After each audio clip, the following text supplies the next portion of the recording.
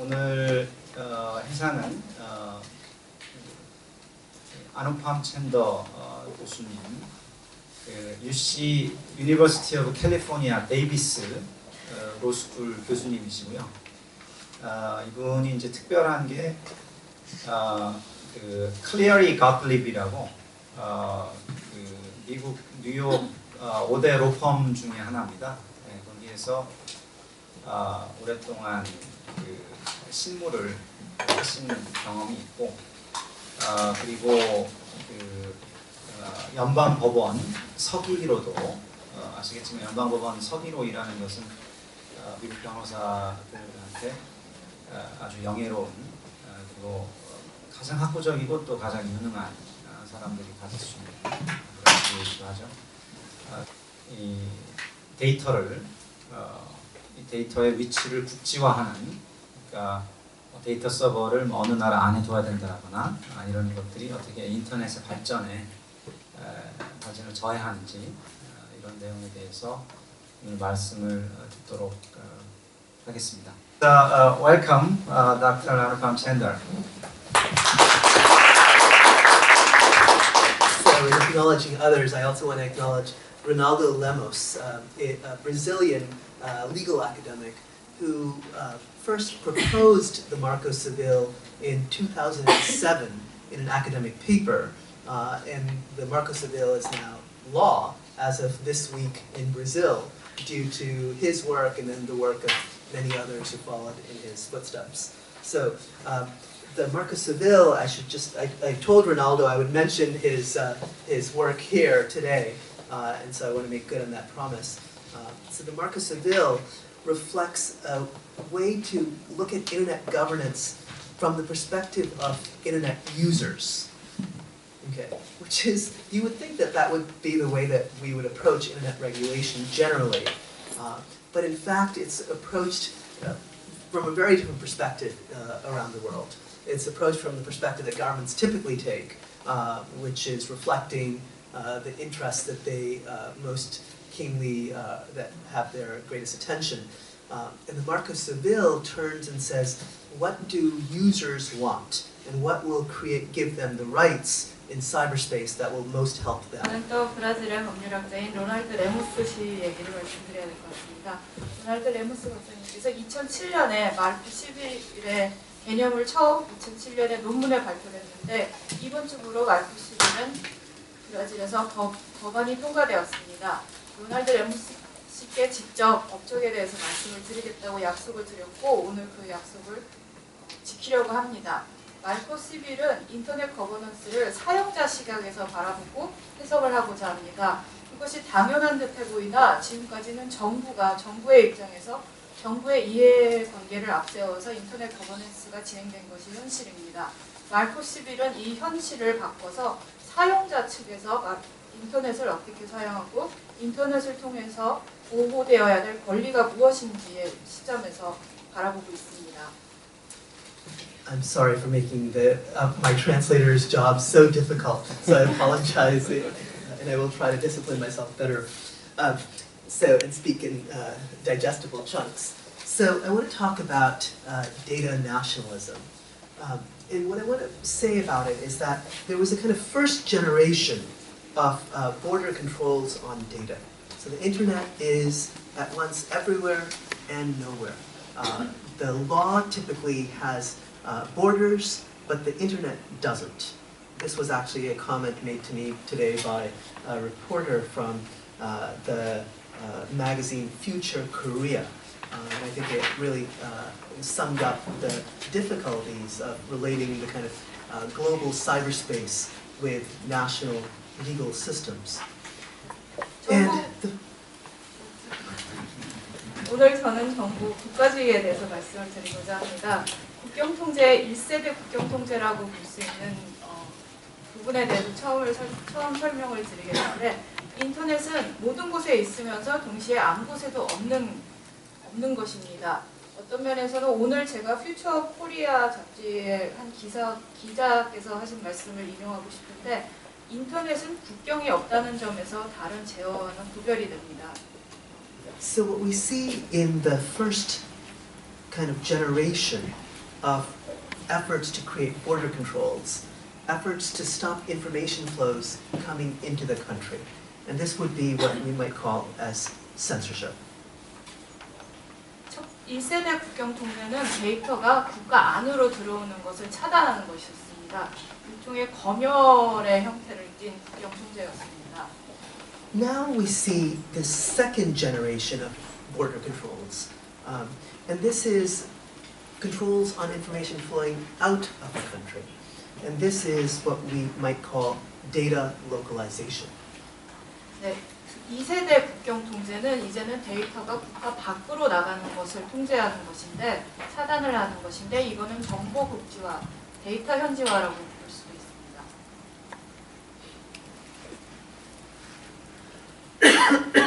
And we might define data localization as measures that specifically constrain the transfer of data from the country of origin to another country. 정보 국지화의 정의를 말씀드리자면 일련의 조치로 데이터가 한 국가에서 다른 국가로 나가는 것을 저해하거나 차단하는 조치라고 볼 수 있습니다. And this can take a variety of forms, and I've listed a few here. 다양한 형태를 칠 수 있는데 그 다양한 형태들의 몇 가지를 여기 나열해봤습니다. But you'll see them when I describe them more specifically in a bit. So the plan of the talk, the next 20 minutes, is to demonstrate that data localization is occurring around the world, explain why governments are trying to localize data, and argue that data localization is ineffective in achieving its data goals. And finally argue that data localization creates enormous problems. 네, 다양한 형태에 대해서는 추후 20분간 동안 다양한 국가의 사례, 현실적으로 이런 조치들이 어떻게 취해지는지를 보면서 좀 더 살펴보기로 하겠습니다. 왜 국가들이, 왜 정부들이 이런 조치들을 취하고 있고 이 조치들이 달성하고자 하는 목표를 달성하는 데 비효율적일 뿐만 아니라 큰 문제점들을 제공할 수 있다는 점을 설명드리고 싶습니다.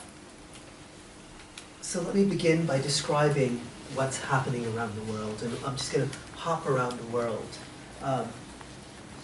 So let's begin with Australia, and we go in alphabetical order, for lack of any other better system. The Personally Controlled Electronic Health Records Act requires that personally identifiable health information has to stay in Australia. Okay. So this may seem like a simple way to protect Australian data, but what it does is it means that it's very difficult to have a kind of global service. Imagine even a Fitbit or a Samsung Gear smartwatch that has built into it personal identification and is transferring data constantly to servers around the world. And so it makes it very difficult to have even the advances of these health gear that we all are likely to see in the next few years. 전 세계의 여러 다양한 국가들의 사례를 살펴보겠습니다. 알파벳 순서로 가겠습니다. 우선 호주를 보았을 때 호주는 개인 식별이 가능한 보건 데이터는 호주를 떠나서는 안 된다고 금지하고 있습니다. 어떻게 보면 단순히 호주인들의 데이터를 보호하는 조치로 보일 수도 있지만 이것이 실제 의미하는 것은 다양한 글로벌 서비스, 다양한 삼성이 최근에 개발한 헬스케어 디바이스와 같은 기어 피트와 같은 서비스가 호주인들의 데이터에 접근을 할 수 없기 때문에 추후 몇 년간 우리가 보급화될 헬스케어 기어들이 사용되지 못한다는 이런 기술의 진보가 사용되지 못한다는 것을 뜻합니다.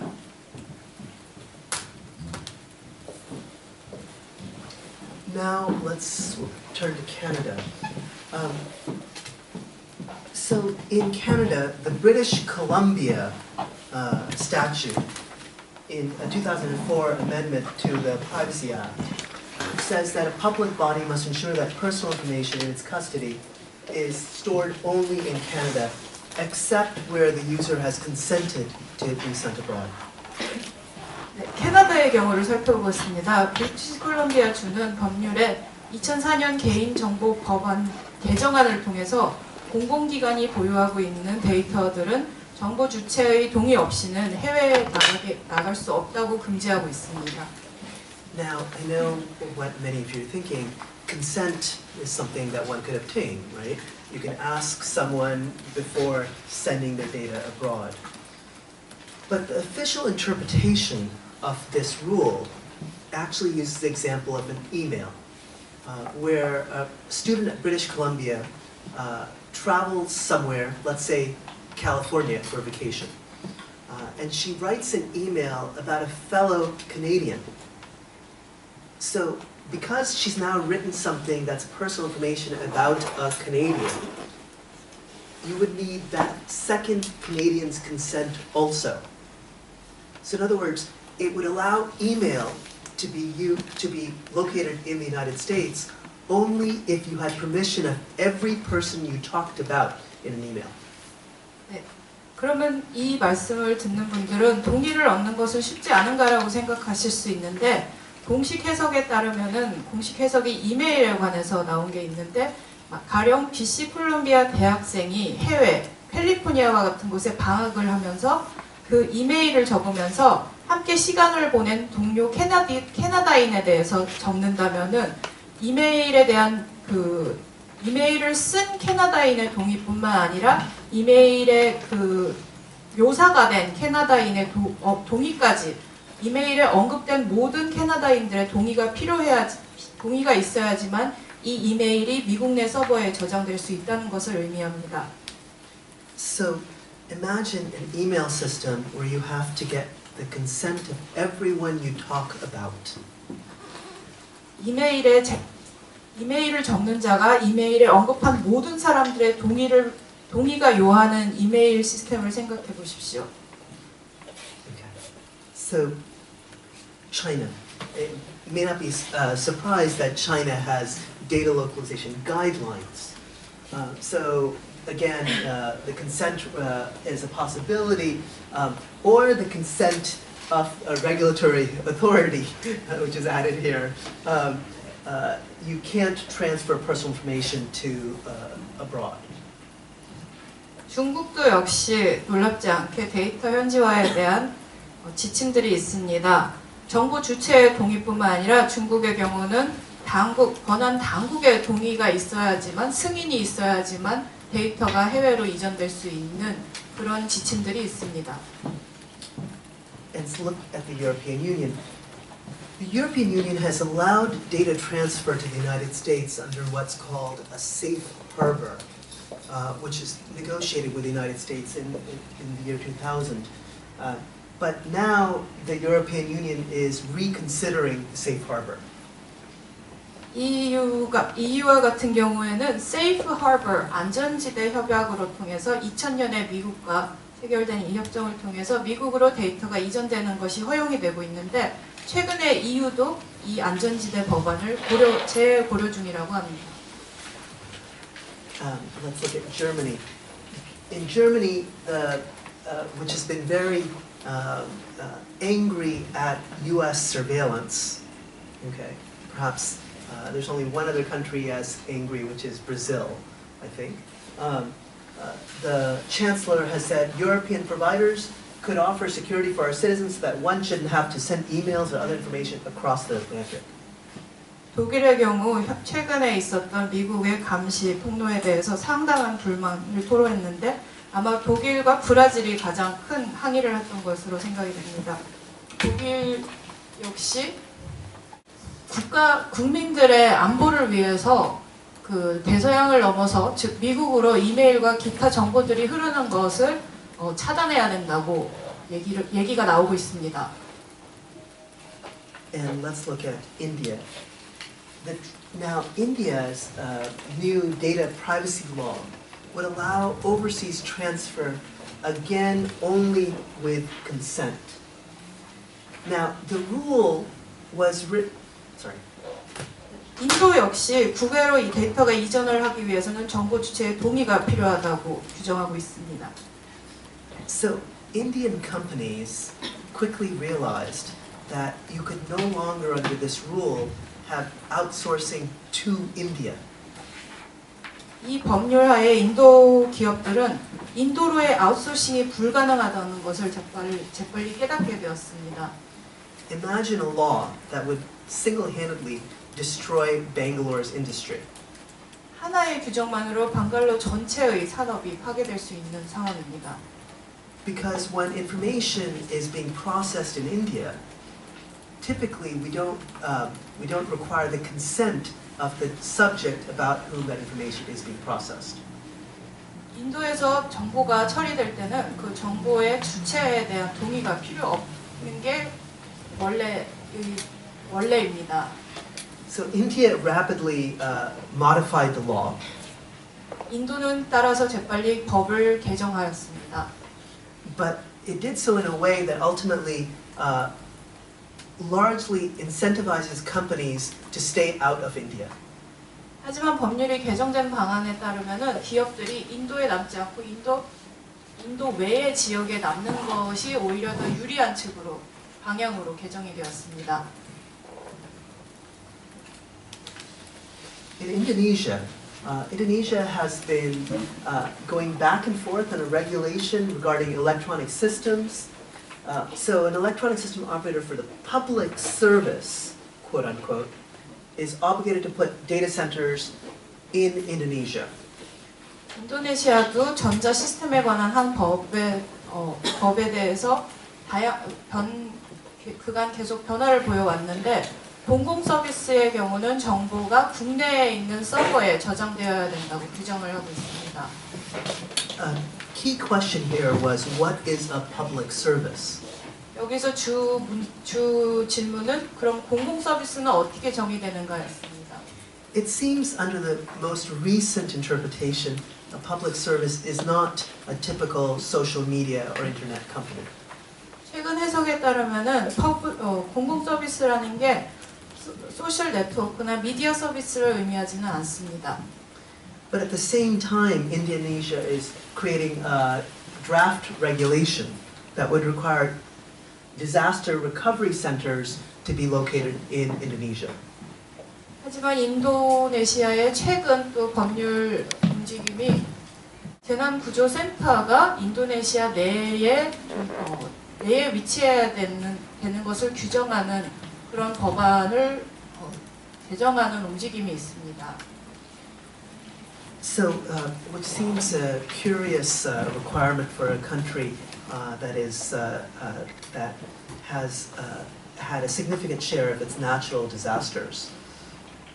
그간 자연재해가 많이 발생했던 이 국가에서 이런 규정을 한다는 것은 이해가 안 가는 일입니다. Now, coming to South Korea. So, again here, when the personal information processor provides personal information to a third party overseas, it shall inform and obtain consent from data subjects. 네, 한국의 경우는 개인정보보호법에 따르면은 정보 처리 제공자가 개인정보를 제3자, 국외 제3자에 제공할 때는 정보 주체에게 알리고 그 정보 주체로부터 동의를 받아야 된다고 규정하고 있습니다. Again, this consent before transfer abroad poses very significant problems for companies doing day-to-day operations. 이런 사전 동의를 국외에 이전을 하기 전에 정보 주체의 사전 동의를 얻어야 된다는 것이 기업들이 사업을 하는 데는 매우 현실적으로 문제로 다가오게 됩니다. Vietnam. Vietnam now requires that at least one server be located in Vietnam. 베트남과 같은 경우에는 적어도 모든 데이터가 베트남의 한 서버에는 저장이 되어 있어야 된다고 규정을 하고 있습니다. Vietnam goes further to say not only must a data center be located in Vietnam, but you must also have a person located in Vietnam. 베트남은 한 단계 더 나아가 데이터가 베트남에 남는 것이 아니라 그 데이터를 저장하고 있는 기업의 임원진 한 사람이 반드시 국내에 거주를 해야 된다고 규정하고 있습니다. 데이터가 남는 거에 더해서. So what are the rationales? We've begun to see some of these rationales in what we described. 그렇다면 정부들이 이런 조치를 취하는데 이유들이 있을 겁니다. 그 내세우는 이유들이 무엇일지 살펴보겠습니다. So I identify four principal rationales. 저는 4개의 주 이유를 찾아봤습니다. One, avoid foreign surveillance. 첫 번째는 해외의 감시를 피하는 것입니다. Two, protect privacy and security. 두 번째는 시민들의 보안과 개인정보 보호 차원에서입니다. Promote economic development locally. 국내의 경제 개발을 위해서, 개발을 추진하기 위해서입니다. And support local law enforcement. 국내 법 집행을 위해서입니다. So these are all, of course, legitimate goals. 모두 다 정당한 이유입니다. But I want to suggest that data localization does not achieve these goals. 하지만 정보 국지화가 이런 목표들을 달성하지 못한다고 말씀을 드리고 싶습니다. Let's begin with foreign surveillance. 해외 감시를부터 살펴보겠습니다. As this picture actually makes clear, having a conversation in Germany doesn't mean that the American authorities can't listen in.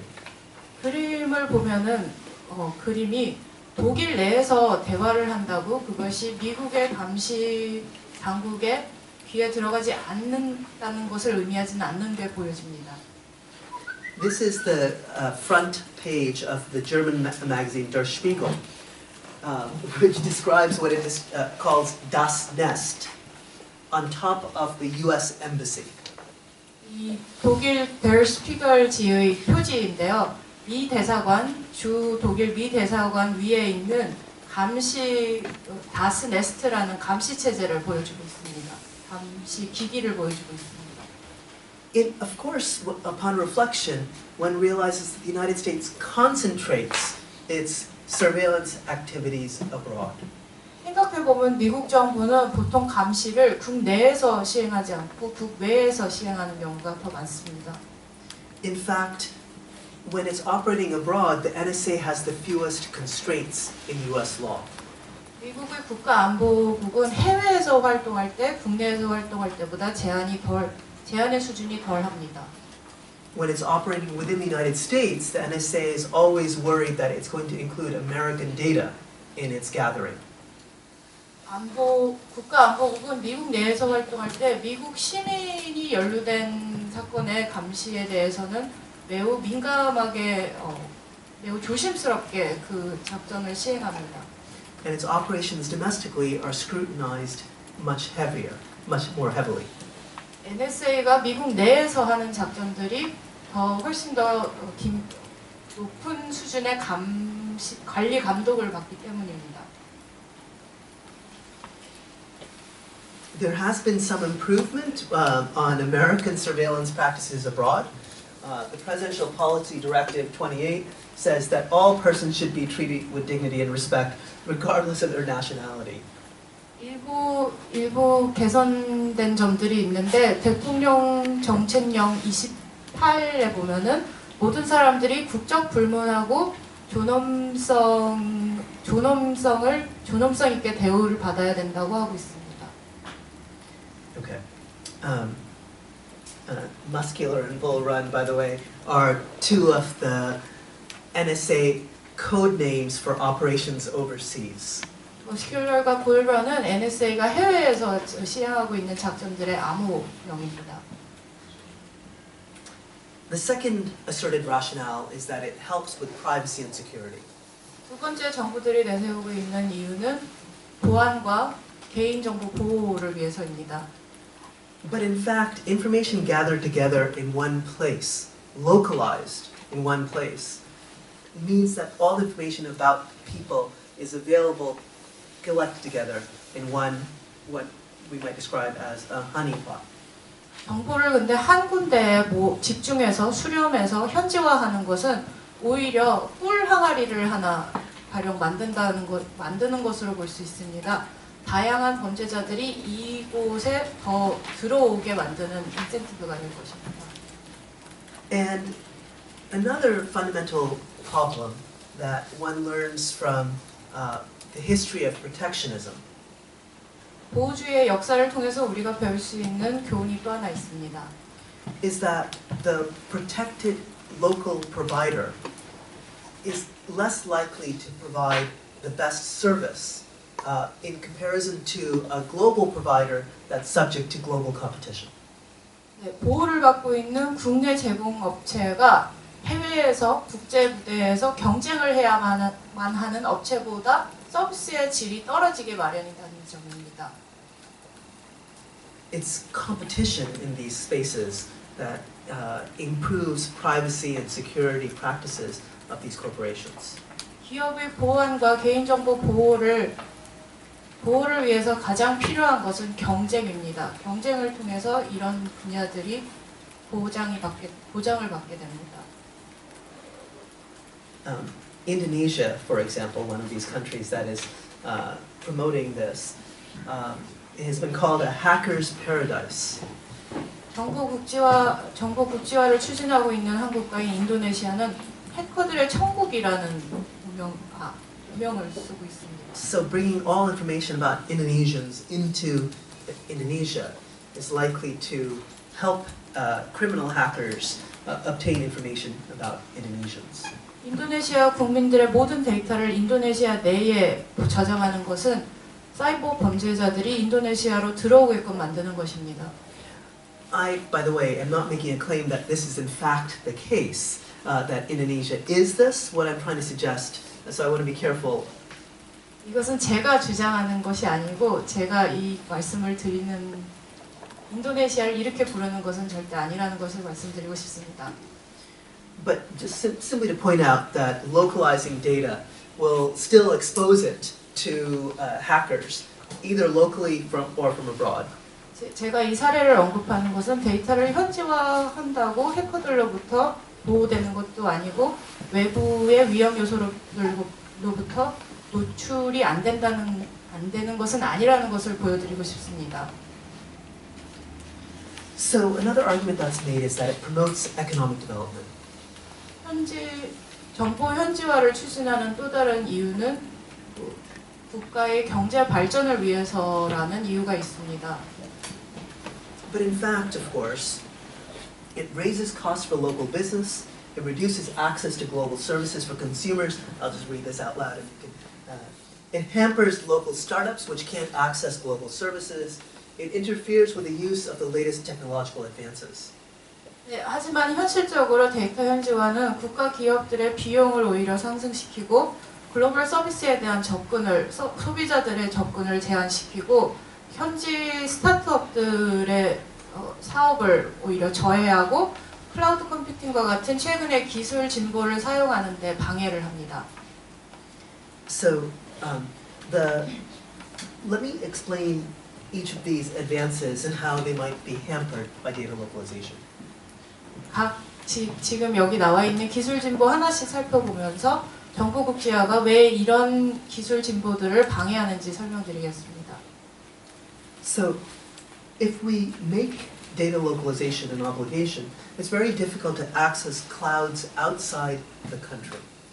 정보 국지화의 규정에 따르면은 국외에 있는 클라우드 서버의 접근이 제한됩니다. I myself use half a dozen different cloud services. 저 개인적으로 대6개의 클라우드 서비스를 사용하고 있습니다. And probably many more than I don't even realize that I'm using. 저는 제가 직접 사용하지 않는 사용하고 있지 않는 클라우드 서비스도 아마 사용을 하고 있을 겁니다. 사용하고 있는지도 모르겠습니다. Internet of Things is of course another important technology that will be dramatically hampered by data localization. 사물의 인터넷 역시 정보 국지화에 따라서 크게 저해받을 수 있는 분야입니다. Let me give you an example from this last Sunday. 지난 일요일에 있었던 한 사례를 말씀드리겠습니다. On Sunday, there was a fire at a Samsung server data office in Korea. 일요일 날 삼성 데이터 서비스 사옥에서 화재가 발생했습니다. And for 5 hours, people using Samsung smart TVs in the United States did not have service. 5시간 동안 미국에서 삼성 스마트 TV를 사용하는 사용자들은 서비스를 사용할 수가 없었습니다. And that's because we now know, because of this, that Samsung smart TVs are sending data freely back and forth between Korea and the United States. 우리가 이것을 알게 이를 통해서 우리는 삼성이 자유롭게 한국과 미국을 오가는 정보 이전을 하고 있다는 사실을 알 수 있게 되었습니다. This could easily include very personal information, like exactly what TV you watch. 삼성이 내보내는 정보에는 개인 식별이 가능한 가령 사용자가 어떤 텔레비전을 사용하고 있는가 등의 정보가 포함되어 있을 수 있습니다. But imagine a world of data localization, where Samsung now has to build out a local data infrastructure for every country they want to sell Samsung smart TVs in. 정보 국지화가 의무화되는 세계에서는 삼성이 각 현지마다 데이터 서버를 설립해서 거기에다가 데이터를 저장해야 된다는 것을 의미합니다. So the Internet of Things depends on data flows across the world. It will be very hard to have develop any product and then create local data infrastructures for every place that you want to sell the product. 사물의 인터넷은 정보가 전 세계에 자유롭게 흐르는 것을 전제합니다. 하나의 상품을 개발하고 그 상품이 사용되는 모든 국가의 현지 서버를 설립한다는 것은 현실적으로 매우 어려운 일입니다. Finally, big data. 그리고 마지막으로 빅데이터가 있습니다. I understood that, the translation. So, big data, of course, is hampered by data localization because it cuts off data sets. It makes it impossible to aggregate data beyond one country. 빅데이터 역시 전송되는 데이터들이 차단되기 때문에 데이터의 누적을 방해해서 정보 국지화가 빅데이터도 방해를 하게 됩니다. Here is a picture of that Samsung plant. 제가 말씀드린 삼성 화재의 사진입니다. Now, the final rationale that's offered is that it supports law enforcement. 마지막으로 정부가 내세우는 논리는 국내 법 집행을 위해서 필요하다는 것입니다.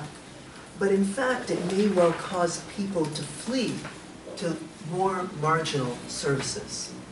하지만 이렇게 되면은 사용자들이 오히려 더 주변부에 있는 해외 서비스를 찾게 만들게 될지도 모르겠습니다. So, the biggest companies in the world will comply with the data localization mandates. But some of the smaller players, especially ones that are keen to give you the ability to avoid the law, will continue on. 세계의 주요 대형 기업들은 법을 준수할 것입니다. 하지만 보다 작은 알려지지 않은 기업들은 이 법을 우회해서 서비스를 제공할지도 모르겠습니다.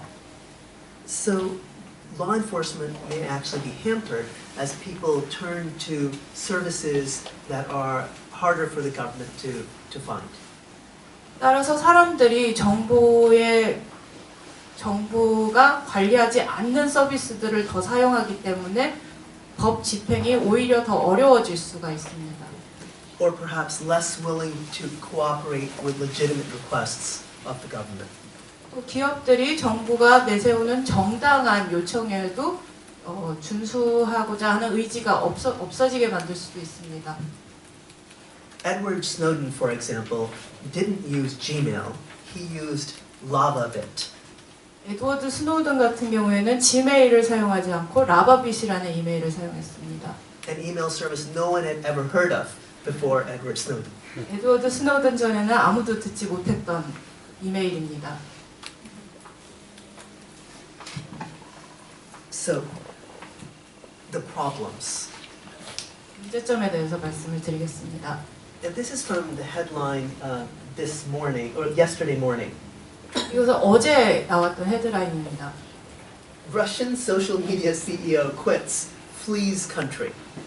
러시아의 소셜미디어 기업 CEO가 그만두고 국외로 도망쳐 나왔다는 얘기입니다. I don't know the name of the founder of Naver, but just imagine the founder of Naver fleeing Korea. 네이버의 설립자 이름을 제가 모르겠는데 네이버의 설립자가 한국을 도망쳐 나온다고 생각을 해보십시오. So why? because he posted online last week what he said were documents from security services demanding personal details from 39 Ukrainian-linked groups. 네, 그 설립자가 지난주에 온라인에 그 보안 당국이 요청한 서류들을 온라인에 포스트했는데 이 서류들은 39개의 우크라이나와 관계가 된 그룹들의 개인 정보를 요구하는 서류들이었습니다. And so my argument here is that,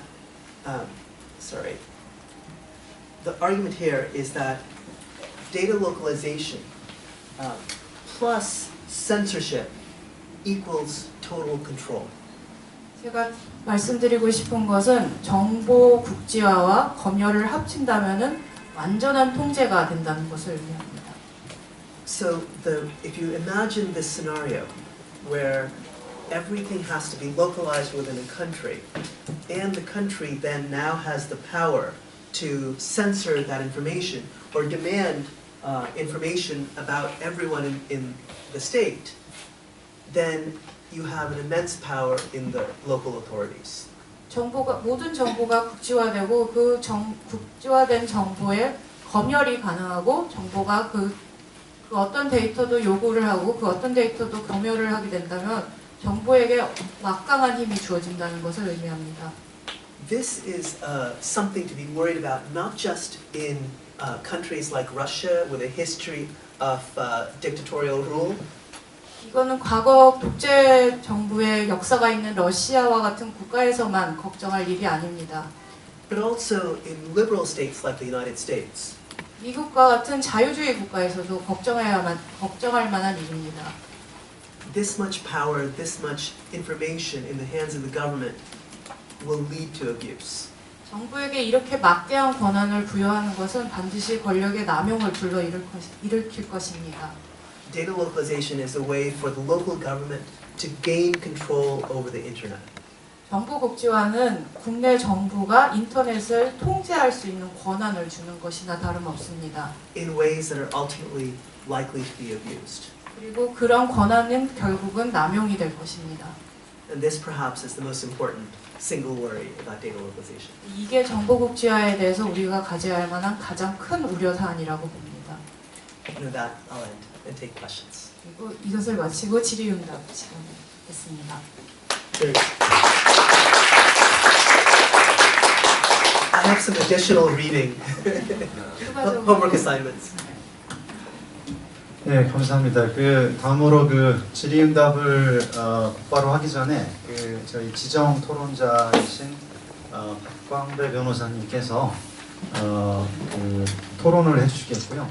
토론 내용은 기본적으로 이제 우리나라 개인정보 국유인권의 문제점을 개선 방향에 관해서 조금 이야기를 해보고요. 그다음에 제가 끝나면 저기 안우팜 최한도 교수께 몇 가지 이슈를 좀 던져보고자 합니다. 제가 여기 아까 IoT 이야기가 나와서 그러는데 사물 인터넷 얘기 나오는데 제가 여기 제품 소개하는 건 아니고요. 광고하는 것도 아니고 아무것도 아닌데 이건 시계고요. 이 시계 위에 있는 게 뭐 같아요?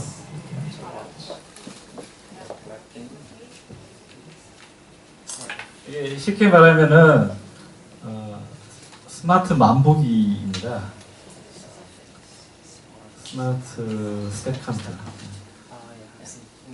요게 제 여기 스마트폰에 연결이 돼서 블루투스로 연결이 되면은 제가 하루에 몇 킬로를 걸었는지, 그 다음에 몇 걸음을 걸었는지, 그 다음에 칼로리를 얼마나 소모했는지, 또 거기에 약간 더한 게 이제 잠을 몇 시간 잤는지, 잠을 몇 시간 몇 번 설쳤고, 그 다음에 조금 부지런한 사람은 제가 여기다가 음식을 얼마의 칼로리를 섭취했는지 아니는지, 그 다음에 그런 내용이 들어가고, 조금 더 부지런하면은 거기다가 제가 무슨 운동을 하거나 이러면은 그 칼로리를 추가로 입력도 할 수 있습니다.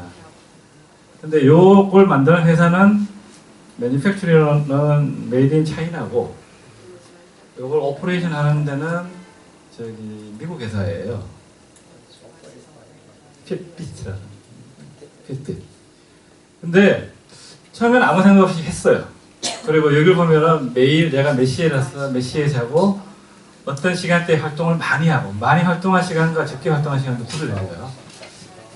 그리고 요즘 이런 게 유행하기 시작하는데 이게 전형적인 IoT의 한 사례라고 합니다. 그래서 제가 말씀을 드리면서 또 크로스보더 트랜스퍼 왜 정보가 왔다 갔다 하는지가 나오는데 이걸 첫 번째 쓰려면은 제가 등록을 해야 돼요. 일단 보통은 자기 이름 하겠죠. 저 박광배 적고 제 몸무게 적고 키 적고 그건 될 수가 없으니까 그러고 나면 그 다음부터 모든 것이 다 갑니다. 이걸 하니까 좋은 점도 있어요. 하루에 어떻게 쓰든 더 많이 걷게 돼요.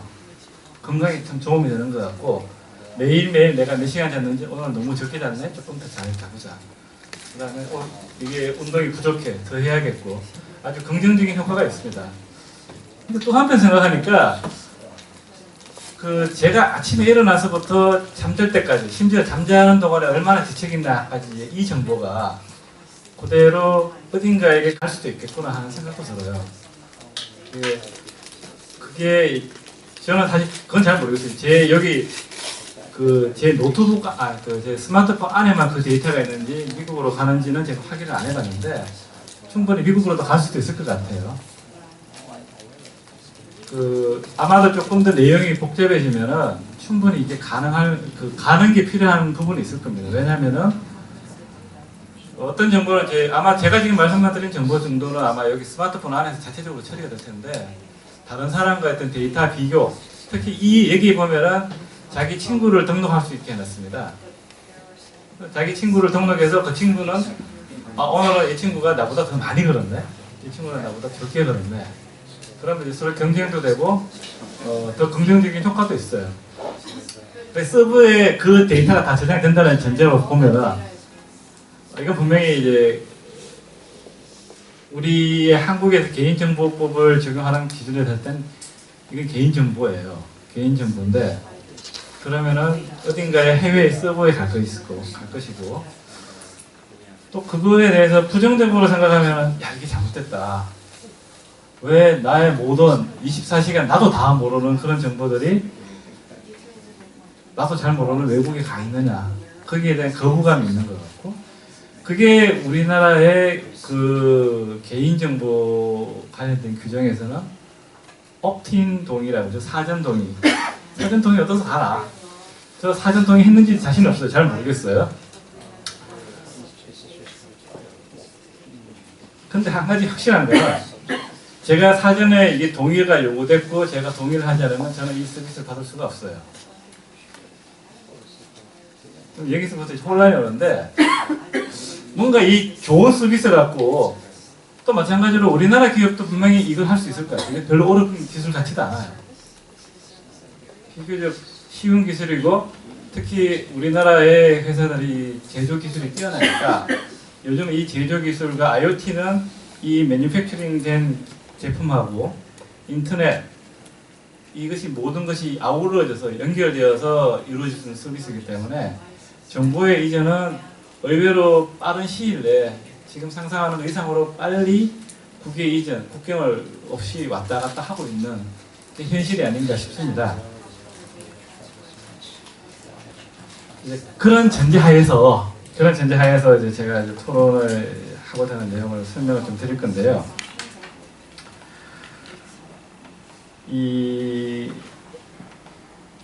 국외 이전과 관련해서 정보 어쨌든 전 세계적으로 개인정보, 프라이버시에 관한 룰은 공통된 룰은 없다고 보시면 되고요. 그리고 대표적인 다만 이제 글로벌하게 봤을 때 EU 쪽에 하나의 큰 모델이 있고, 그 다음에 US 모델이 미국의 모델이 있고, 그 다음 우리는 이쪽과 저쪽의 중간도 아니고 약간 EU 쪽에 가까운 그런 모델을 쓰는데 어떤 면에서는 EU보다도 되게 엄격하게 규제를 한다고 하고 있고 또 어떤 면에서는 막상 보면은 더 루스하게 좀 느슨하게 규제하고 있는 면도 사실 있는데 지금은 다만 우리나라의 사람들은 우리나라는 세계에서 가장 규제가 까다롭다 개인정보는 이렇게만 알려져 있습니다. 그게 좋은 거란 말은 절대 아니고요. 근데 그 중에서 이제 국외 이전과 관련된 부분을 보면은 그 우리나라의 경우에는 무슨 이유부터 먼저 말씀을 드릴게요. 아마 여기에 자료 중에 그 글이 한 3페이지 정도 되나요? Sorry, there's just a Korean. The next time you study Korean. 그 그림이 하나 보시면은 저기 뭐 이런 그림이 하나 있습니다. 이게 EU의 어떤 규정, 국외 이전에 관한 그 규정을 하나 조표로 만든 건데 별로 사실 대단한 것도 아니고요. 이미 여기 여기저기서 발간이 되어 있는 내용들인데 제가 말씀을 드리는 부분은 이게 간단해요. 일단 정보가 EU 안에서 도느냐 밖으로 나가느냐 EU 27개국에서 28개국으로 넘어가는데 그걸 첫 번째로 보고 28개국 밖으로 나간다. 그러면 EEC라고 해서 거의 EU에 가까운 그런 별로 이름 알려지지 않은 세 개인가 나라가 돼 있고요. 그 나라로 나가느냐? 그래도 그건 EU다. 이렇게 봐주고요. 그 다음에 EU가 생각하기에 인정하기에 적절한 보호가 이루어지고 있는 개인정보가 적절한 수준으로 보호가 이루어지고 있는 나라로 가는 것이냐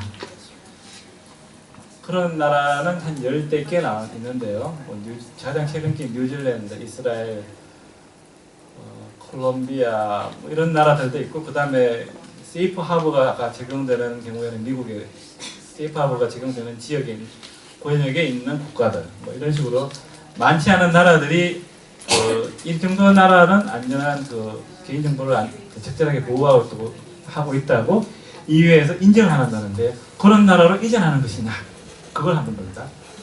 그리고 나서 아니야 그렇게 해도 이전하는 것이 아니다. 그러면은 못 가느냐? 그렇진 않아요. 그렇진 않고 안전한 장치를 마련하면은 그래도 내보낼 수 있어. 근데 안전한 장치가 뭐냐? 표준 계약서로 해서 일정한 그 수준에 밖으로 나가더라도 EU 내에 있는 그 개인들의 개인의 어떤 권리나 정보 보호가 이루어지고 있는 안전장치로 이제 표준 계약서, 구속력 있는 기업 규칙이라고 해서 Binding Corporate Rule, 그래서 BCR이라고 하는데 그 두 가지 장치가 있느냐? 그래서 있다고 하면 그래도 나갈 수 있어요. 그래도 안 되면 그런 나라도 아니다. 그러면은 6가지 예외가 있습니다. 그 6가지 예외가 제가 여기 간단히 설명을 해놨는데 첫 번째 동의했느냐 정보 주체가 동의했으면 나가도 돼요. 동의를 안 했다 하더라도 그 컨트롤러라는 게 우리나라 법상의 개인정보 처리자의 개념인데 어쨌든 쉽게 말하면 기업이죠. 기업하고 그 정보 주체 간의 어떤 계약 이행을 위해서 하는 것이냐 아니면은 그 기업과 제3자 사이의 어떤 정보 주체 이익을 위한 어떤 계약의 체결 이행을 위한 편성이냐 일단 중요한 공익적 이익이냐 이렇게 6가지 예외에 해당되면은 나갈 수 있고 그 6가지 중에 하나가 동의입니다. 그래서 동의라는 게 사실은 엄청 어렵고요. 극히 예외적인 경우에 한해서만 요구되는 그런 상황인데 우리나라 법으로 가서 보면요. 우리나라는 국외 이전에 관해서 직접적으로 규율하고 있는 법은 개인정보보호법, 그 다음에 정보통신망법이라고 할게요. 그냥 줄여서 정보통신망법에 있고 간접적으로는 전자금융거래법, 뭐 이런 신용정보법, 금융실명법, 금융실명거래 및 비밀 보장에 관한 법률, 그래서 그냥 쉽게 금융실명법 이런 법들이 있는 거고요. 그런데 그 직접적인 규정을 두고 있는 개인정보보호법이나 정보통신망법은 아주 약간의 차이는 있지만은 기본적으로 요구하는 것은 아까 우리 한옥탐 챈더 교수께서 말한 사전 동의가 필요합니다. 일정한 사항을 고지하고 그러다 보니까 우리는 모든 것이 다 동의 하나만 있는 거고요. EU에서는 동의를 받지 않고도 나머지 다른 장치를 구하고 다른 수단을 강구하면은 충분히 할 수 있는 일을 우리는 동의를 받아서 하게 함으로 인해 가지고 많은 제약이 따르게 되는데요. 어쨌든 EU하고 비교하는 것은 EU는 그래도 이런 규정을 나름 자세하게 돼 있고 미국은 기본적으로 제가 알고 있기로는 아예 국회 이전에 가는 규정을 안 두고 있습니다. 그렇게 예외적인 그 시츄에이션에서는 있지만은 그 미국 그 국가의 어떤 어떤 스테이트 정부의 어떤 업무 처리하는 사람이라든지 몇 가지 예외를 제외하고는 원칙적으로는 국회 이전에 가는 제한이 없고요. 근데 어쨌든 이렇게 우리나라 제가 이제 말씀드리고 싶은 포인트는 우리 법제하에 이런 국회 이전 제도가 모든 것이 다 사전 동의 하나 이유 제도가 좋다는 얘기는 아닙니다만은 상대적으로 비교했을 때 우리는 모든 것이 동의 하나만 의존했고 그리고 이 동의는 아까 우리 창도 교수님께서 말한 데이터 로컬라이제이션을 하나 좀 수단이 되기도 하죠. 그 수단으로서 활용되고 있는데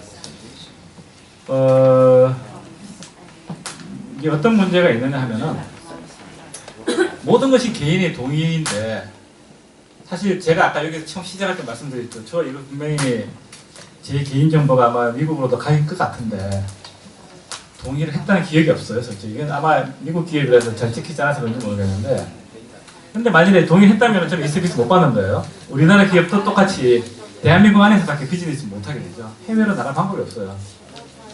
만약에 삼성전자가 아마 소프트웨어를 아니 하드웨어를 만드는 회사가 아니었고 구글 같이 어떤 인터넷 플랫폼을 만든다든지 어떤 그런 인터넷 베이스된 서비스 회사였으면은 절대 불가능한 그런 규제가 많이 있는 것 같아요. 많이 있는 것 같고 이게 개인정보 영역에 와서는 점점 더 문제가 되는데 이 우리가 문제가 되는 건 정보 주체에 그냥 동의를 주는데 이 동의를 주는 이유는 뭐 이제 정보 주체의 자기 정보 결정권, 내가 내 정보를 결정할 거야, 내가 통제할 거야 하는 그런 권리를 준다는 측면이지만은 정작 보면은 정보 주체가 할 수 있는 것은 동의를 하거나 아니면은 그 서비스 이용하지 않거나 두 가지밖에 없어요.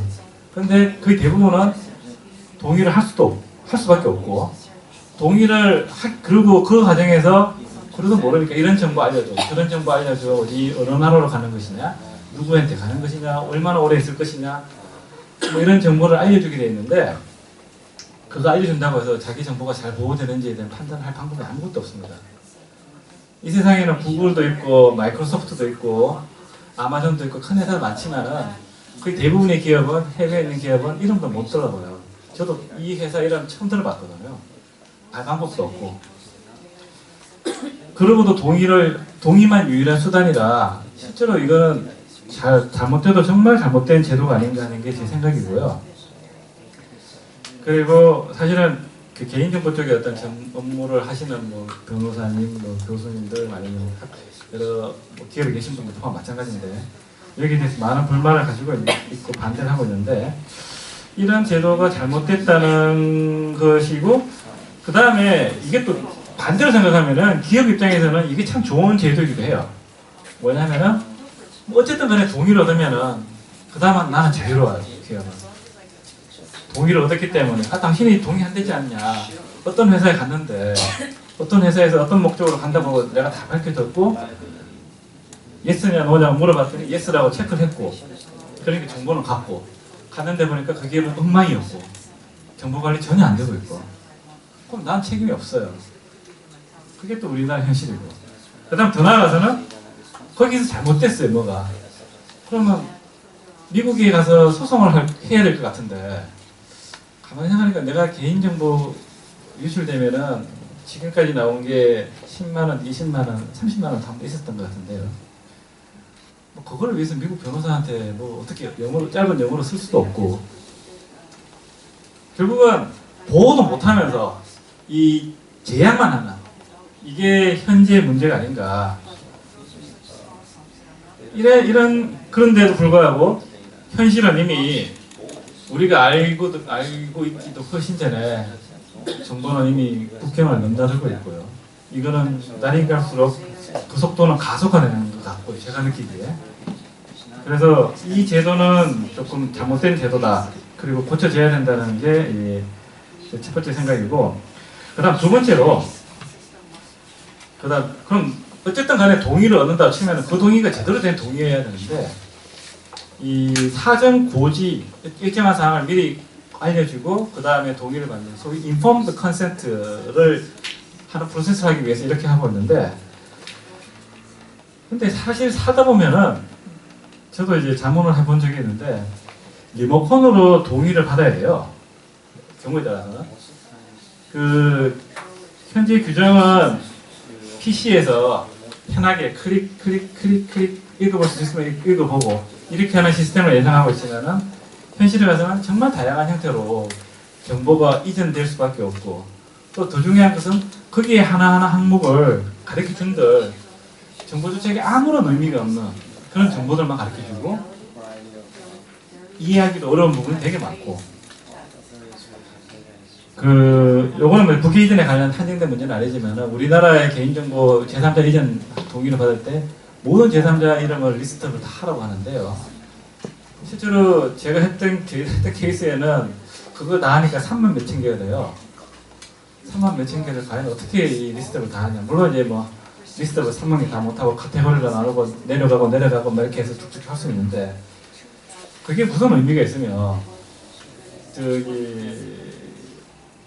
제일 많이 듣는 질문 중에 하나가 그 글로벌 기업이 한정되긴 하지만 우리나라도 이제 글로벌 기업들이 자꾸 나오니까 모든 계열사에게 그 인플로이 정보를 공유를 해야 돼요. 왜냐하면 한국에 있는 직원은 미국에 있는 우리 미국 자회사, 지사, 계열사에 누구의 정보가 알아야지 이 사람이 뭐 하는 사람이고 연락처가 무엇이냐 다 알아야만이 되니까 항상 서로 간에 있던 정보가 유지되고 있는데, 오픈되어 있는데, 그걸 위해서 모든 글로벌 기업들의 리스트를 다 해야 되는데 기업들의 숫자는 날이 뭐 해마다 계속 늘어났다 줄어들고 있기 때문에 그걸 팔로우하기 힘들고, 그 다음에 어디에 위치하고 있다는 걸 해야 되는데 이제 클라우드 컴퓨팅에 들어가면은 도무지 그 어디인지를 특정하기 어렵고, 그걸 특정하면은 그게 진정한 클라우드가 서비스가 아닐 수도 있는 그런 상황이 되고, 이런 문제는 결국은 우리 그 챈더 교수님도 말을 했지만은 우리나라 기업이 아마존의 어떤 뭐 AWS인가 아마존 웹 서비스인가 그 서비스를 기반해 가지고 어떤 새로운 서비스를 만들고 싶어도 오히려 우리나라 법이 장애가 되는 게 아닌가. 그러면은 제2의 카카오톡이 정말 나올 수 있겠는가, 이런 상황이면은 이게 큰 문제라는 생각이고요. 그리고 정작 정보가 나간 다음에는 아무도 나 몰라라, 정보도 케어 못하고 아무것도 할 수 없는 그런 시스템이 이제 현재의 시스템이고, 법으로 과연 우리나라 개인의 정보가 국외로 이전됐을 때 동의를 받아서 나가면은 그게 과연 우리나라 법이 적용됩니까 하고 안전행정부에 물어보면은 그거에 대해서 명쾌하게 적용이 안 된다는 말은 못하겠다, 이렇게가 현재 답인 거예요. 근데 막상 그러면 적용되면은 제대로 집행할 수 있느냐? 그건 전혀 못해요.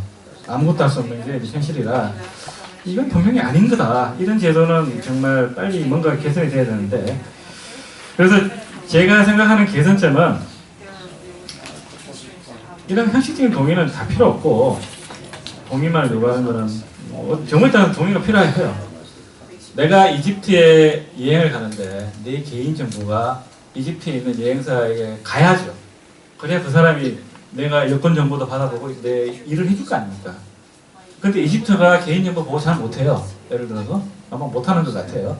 그러면은 그런 위험을 안고도 나는 보내고 싶은 사람은 동의를 얻어서 보내야 되고, 그렇지 않은 대부분의 사람들은 내가 내 정보가 국외에서 이용이 되든 국내에서 이용이 되든 그걸 왜 개인이 다 신경을 쓰고 개인이 다 하나하나 다 뒤져보고 판단을 내려야 되는지, 이런 제도가 잘못됐다는 게 내 생각이고, 그래서 현재는 이 동의를 최소화시키고 동의를 대체할 수 있는 다른 수단, 어떤 우리도 안전장치를 마련해서 기업 스스로가 책임지고 내가 동의를 안 받는 대신 내가 잘 관리할게, 훌륭한 기업에게만 개인 정보를 주고 정보를 주더라도 이전시키더라도 잘 관리를 하고, 그런 시스템을 내가 만들고 혹시라도 유출이 되거나 잘못되면은 나도 책임질게, 대신에 이것 때문에 내가 할 비즈니스도 못하는 그런 상황은 되지 말게 해달라는 게 그런 시스템을 만들고, 또한 국제적으로도 이런 노력들이 일부 있고 있습니다. 그 CBPR이라고 해서 크로스보더 프라이버시 룰이라고 해서 아시아 태평양 지역 21개국 사이에 지금 이제 지금 한 2004, 5년부터 만들기 시작해가지고 일정하게 공통된 룰을 하나 만들어서 프라이버시를 이런 정도의 프라이버시를 갖추면은 서로 인정을 해주자. 그리고 단순히 인정을 벗어나서 그 인정받은 미국에서 인정받은 A 기업이 잘못됐을 때, 문제가 생겼을 때는 우리나라 정부도 그 기업 그 인정 AA라고 하는데 Accountability Agent라고 합니다만 그 집행 기관을 통해서 단순히 개인이 그쪽에 미국에 있는 기업을 상대하는 것이 아니라 우리나라 정부가 또 그쪽 기업 정부를 대상으로 해가지고도 상호 공조를 받을 수 있는, 그래서 어떤 실질적인 권리 구조가 가능한 그런 메커니즘도 개발하고 있고요. 그리고 어떤 나라로 가는 것은 안전하지만 여기서 우리나라의 국외에이전 제도의 하나의 전제가 뭐냐면은 대한민국 안은 안전하고 대한민국 밖은 위험하다. 이런 전제가 깔려 있는 것 같아요. 근데 실제로 보면은 위험한 나라도 많죠. 근데 안전한 나라도 많이 있는데 이걸 국가가 어느 정도는 선별해주고 그런 선별을 해서 일정한 나라에 대해서는 우리도 뭐 EU처럼 뭐 그렇게 에드컷이 적절한 수준의 보호가 이루어졌다는 걸 뭐 인정할 건지 말 건지는 모르겠지만은 어쨌든 그런 시스템도 도입할 수도 있고 가능성은 여러 가지가 있다고 봅니다. 그래서 빨리 그런 게 개선이 돼야 될 것 같다는 게 제 주장이고 약간 길어진 것 같은데 그리고 이제 챈더 교수님께 제가 몇 가지만 질문을 드리겠는데요. 되게 사실 오늘 저는 챈더 교수님이 NSA 이야기를 하시니까 그래서 저 개인적으로는 국회 이전이 좀 더 플렉스블하게 될 거라는 생각을 가지고 있고 그런 생각이 있는데 NSA가 스노든 사건이 있고 나서부터는 이게 그래도 미국은 좀 안전한 나라라 생각했다가 갑자기 신뢰가 좀 깨졌다는 느낌도 들어서, 그리고 또다시 이게 데이터 로컬라이제이션을 촉진하는 하나의 계기가 된 것 같아서 이 후폭풍이 얼마나 어떻게 될지, 그래서 이로 인해서 미국 정부가 뭐 좀 바뀔 것 같은지, 실제로 그게 하나 첫 번째 질문이고, 두 번째로는 마르코 시딜이 청구가 됐는데 거기에 대해서 디테일한 설명이 좀 없어서 좀 보충 설명이 있었으면 좋겠다. 두 번째고, 그 다음에 세 번째로 많은 문제가 이 데이터 로컬라이제이션으로 인해서 생기는 많은 문제들이 있고 그 데이터 로컬라이제이션을 위한 어떤 이유가 있었는데 그게 현실적으로 모두 실질적인 이유가 될 수가 없다고 말씀해 주셨지만은 어쨌든 정부 있는 사람들이랑 이야기를 해보면은 늘 그런 이슈를 제기합니다 하는데 어떤 것이 가장 어려운 문제일까? 여러 가지 이유가 있는데 그리고 그거를 어떻게 해결할 수 있을 것인가? 그거에 대한 어떤 생각을 문제점 이야기했고까지는 다 하셨는데 어떻게 해결할 수 있는 건가에 대해서까지는 설명을 안 하신 것 같아서 그까지만 설명을 좀 더 해주실 수 있으면 좋겠습니다. 이상입니다. Thank you very much. 오늘 와주셔서 감사하고요.